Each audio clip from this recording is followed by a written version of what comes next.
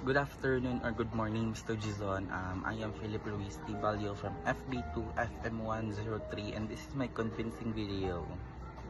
Char. So, here's the scenario. So, we have 3 days vacation, and then we decided to go camping or go to camping site. And then, you pack your things. Then, unfortunately, you forgot to pack your toothbrush, which is the most essential hygiene in our body. Char. And then, me, as your kauban na gani mo sa camping, generous kay ko kay nagdala ko kuan, I boss.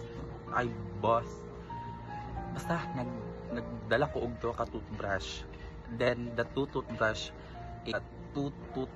is used. Then wala na to.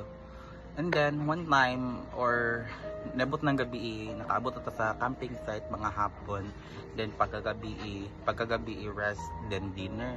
After dinner, na-remember ni mo nga, uy, wala man di ko nakadala og toothbrush. Then ako nga generous ni mga friend ko no daw. So nagdala ko duwa. Pero di siya unexpected na nagdala ko. Wala ko na ina, nagdala ko duwa ka toothbrush nga. So unexpected. And then we go to a sink, like hugas o gatag plato. Then nagchika-chika ka nga, lo, nakalimutan ko dalag toothbrush boy. Tapos ingon ko nga, hala na ay ako nakadala ko duwa, but ginamitan, it's used.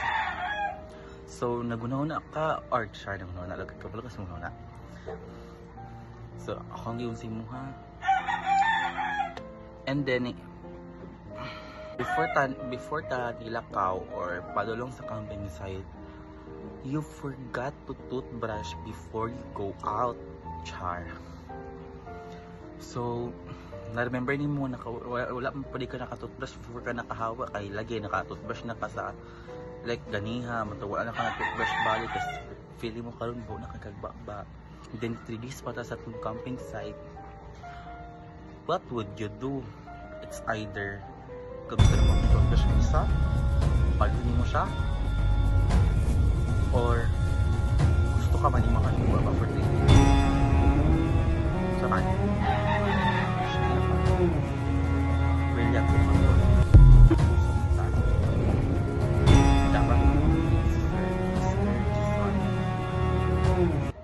it's either palitin mo kung ginamitan niya toothbrush nga